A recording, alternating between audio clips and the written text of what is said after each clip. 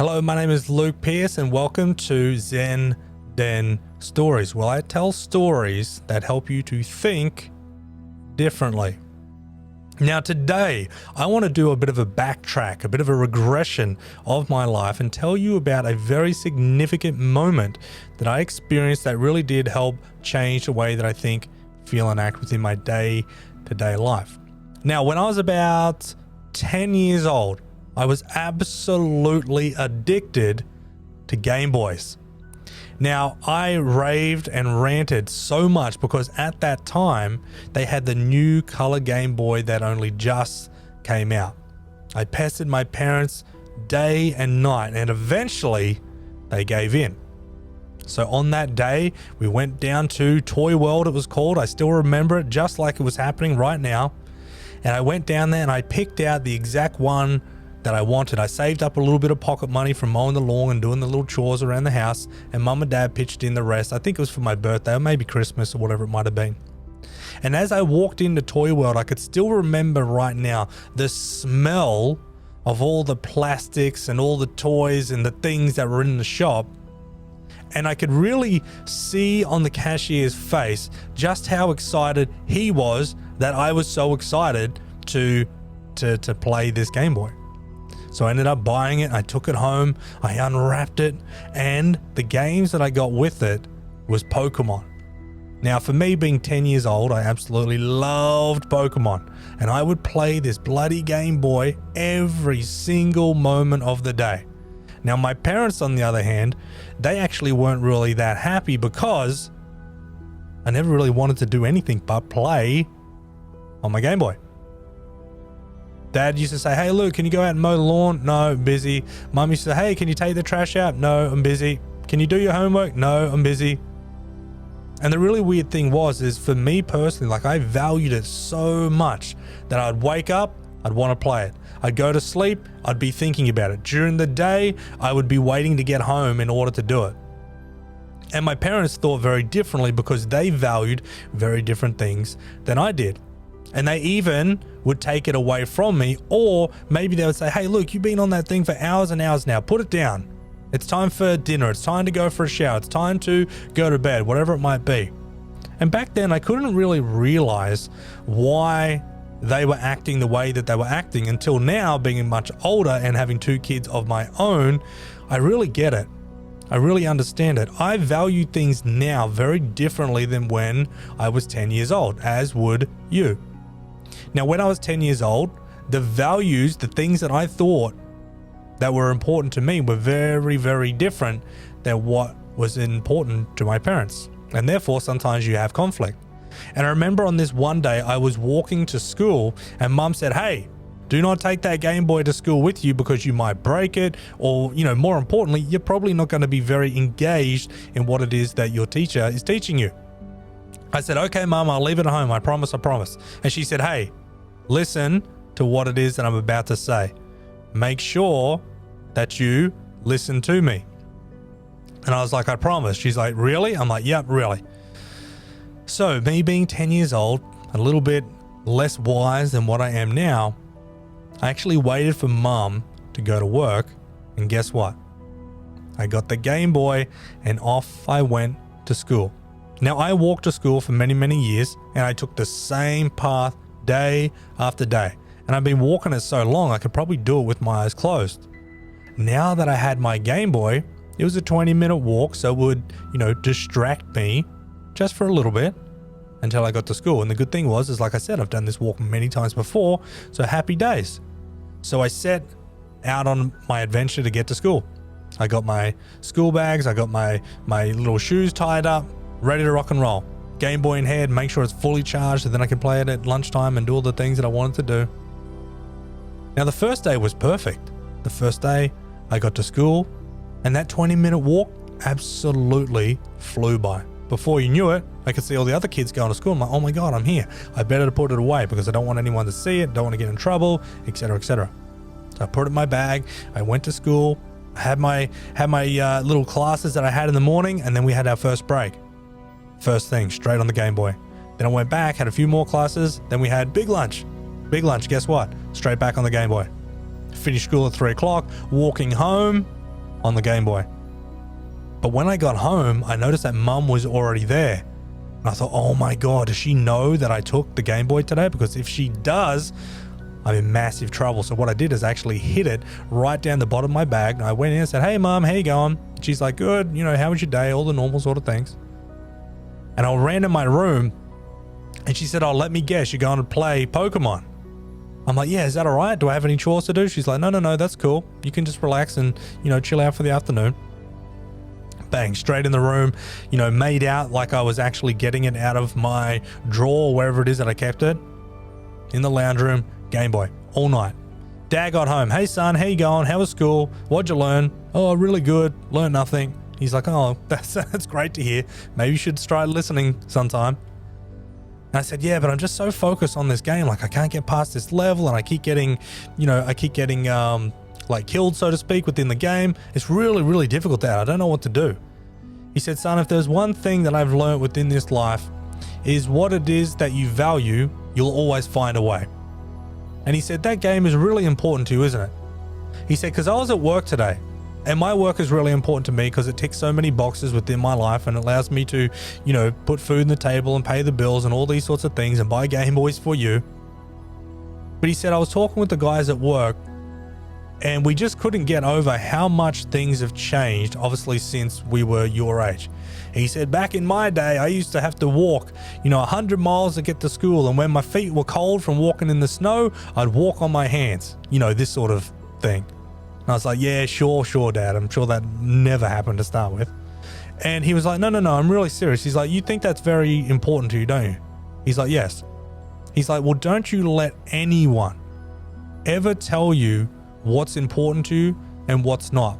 He said, now also understand that I'm your dad and your mum's your mum. You have to listen to what it is that we're, asking you to do. And also when you go to school, he said, there's always a time and place for everything. But he said, you know what? He's like, when I was a kid, I really loved to ride horses. That's all I ever wanted to do. And obviously when I was a kid, we didn't have Game Boys and all these sorts of things. So, the horse was my toy on the farm. He said when I was, just about 10 years old, I started to learn because I grew up on a farm and that's what I did. He said what I love to do, he said I love to come home from school and I'd go straight out into the stable and I'd start cleaning and feeding and making sure that my horses were all good to rock and roll. And then I'd jump on and I would love just to ride through the empty space that we had on the farm. He said I felt so free. He said, but one day that all stops because I had to grow up. I had to be an adult. I had to, start working with my horses rather than just doing what it is that I wanted to do. And he said, I tell you what, son, if there's one thing that I ever really wished that I had done, he said, I wished I had have kept on having the freedom of fun with those horses as just something for me. Just something for me to do without having to do it because, I'm getting money out of it or because it's a job or because it's something that I need to do. He said, it's just something that I love to do. And he said, in this day and age, it's a very, very important to do the things that you love to do because he said, you know what? He's like, most people do things because they need to. Most people do things because they have to. And very rarely do you find people that do things because they love to do them. And I thought, okay, okay, cool story, but I'm playing my game. You distracted me now. He's like, okay, go back to doing whatever you're doing. I remember sitting there and as I was playing that game, I was like, you know what? I don't really know what it is that he was talking about, but something within me like really grasped what it was that he was throwing out. Something within me really listened to what it is that he had to say.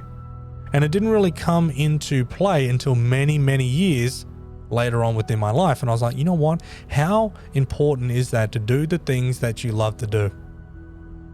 And I remember that that piece of advice, because it had sunk in over the years, over many different experiences and many different scenarios, it played out within my life very, very powerfully. And I remember when I was talking to the students that I train now, and I said to them, hey, you know what one of the most important things I've ever learned I said, you got to do the things that you love to do. I said, you've also got to do the things that you must do, that you need to do, and that you have to do. It's such a fine line within the world that we live. I said, because I remember one day that my dad was telling me about, hey, son, you got to do the things that you love to do. Because if you don't do the things that you love to do, you'll probably fall into the trap of doing the things that you have to do, that you need to do. And he said they're two very, very different worlds. You see, if you can truly do the things that you love to do within your life, then everything takes on a different form. Everything takes on a different shape within the experience that you have. Now, I want to let you in a little bit of a secret. It might be one of the hardest things that you ever have done in your life, because you might need to change everything. You might already have an accumulation of 20, 30, 40, 50 years built up of doing and living the life that you're living right now. So in order to change that, you need to be realistic, and you need to understand that, okay, cool, things have got to change, then pretty much everything has got to change. But in saying that, you can always remember that what it is that you value, you will put time, energy, and resources into. So if you value safety, then you can understand that your life is probably going to be pretty safe. If you value adventure, you could probably guarantee that your life is going to be pretty adventurous. So it's really important to understand what it is that you believe, see, hear, and feel to be important to you. And how do you do that? Well, you ask a simple question. Hey, within my life right now, what is important to me? Maybe you want to make a list and you get as many things that are as most important to you as possible. And then you go the next step further and you start to prioritize the list. You start to say to yourself, hey, well, what's the most important thing to me? And you might list it from 1 down to 10. Understanding that depending on the context that you ask is going to depend on the values and the answers that you get back. If you ask yourself the question, hey, what's important to me in the context of life? It's going to be very different than if you said, hey, what's important to me in the context of an intimate relationship or business or career or health and fitness. Now, this is the beauty of the world that you're living in. It's so complex, but yet it's so simple at the same time. Now, I remember when I used to play that Pokemon game over and over and over again. I would walk to school with it. And this one day, walking down the same path, at the same town, going to the same school, playing the same game, I fell into this massive hole. And when I fell into this massive hole, it wasn't anything too crazy, but I did drop my Game Boy and I was like, oh my God, is it broken? Is the screen smashed? I picked it up and it was all good. I looked around and there was no barriers around this giant hole. The council must have been doing some type of work down the path that I was walking. Didn't really think much of it, kept on jogging on to school, did my thing, came home. And the next morning, same day, same path, same school, same game, I fell into this hole again. But this time it was a little bit deeper. And I thought to myself, oh my God, like, what are you doing? Like, make sure you're watching out to what it is that you're doing. Picked up my Game Boy, dusted myself off, climbed out of the hole this time because it was bigger, and off I went to school. Came home, next day. Same game, same path, same hole. I fell into it once again. But this time I actually smashed my elbow and my Game Boy. Not only that, I had to get literally rescued out of this hole because no one put any boundaries around it. There was no signs to say, hey, this hole has got even deeper. Whatever you do, don't fall into it for a bloody third day in a row. But I did because I was so distracted about the things that I so-called thought that were very, very valuable to me. Now, I remember getting rushed off to the hospital because, like I said, I bumped my elbow. The Game Boy was smashed into about 1,000,000 pieces, and I also grazed and hit my head as well. So, the ambulance and the fireys, because they had to get me out of this hole, they said, hey, we got to take you to the hospital, get you checked out and make sure everything is all right. I was like, all right, cool, sweet, happy days. Mum came along with me, and it was really good. I felt very safe. Although my body was a little bit beaten up, mentally I was like, oh, I'm good to go. Can I just get my Game Boy fixed? Now, I can remember being in that hospital and the doctor coming in. They said, hey, look, I've got some really bad news for you. You're not going to be very happy with this.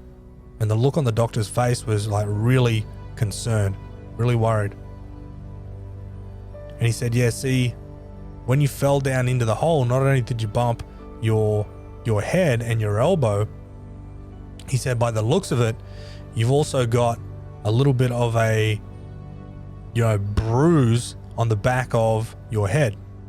And he said, that's a little bit scary because that's where all your memory is kept. And he said, realistically, if you think about it, if you lose any of your memories, depending on what it is you lose, it's going to change the way that you think, feel, and act permanently for life. So they started doing all these tests, like memory tests and all these sorts of things. And I was like, look, I know exactly what's going on. It's like, I'm good to rock and roll. I just want to go back to my Game Boy. That's all I want to do.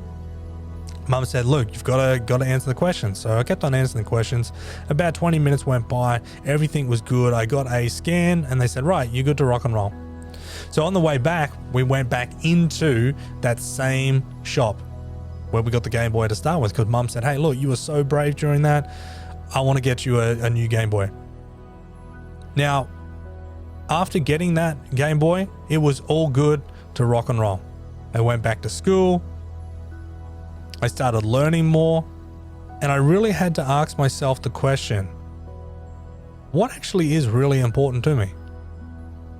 What actually is it that I want to do within my life?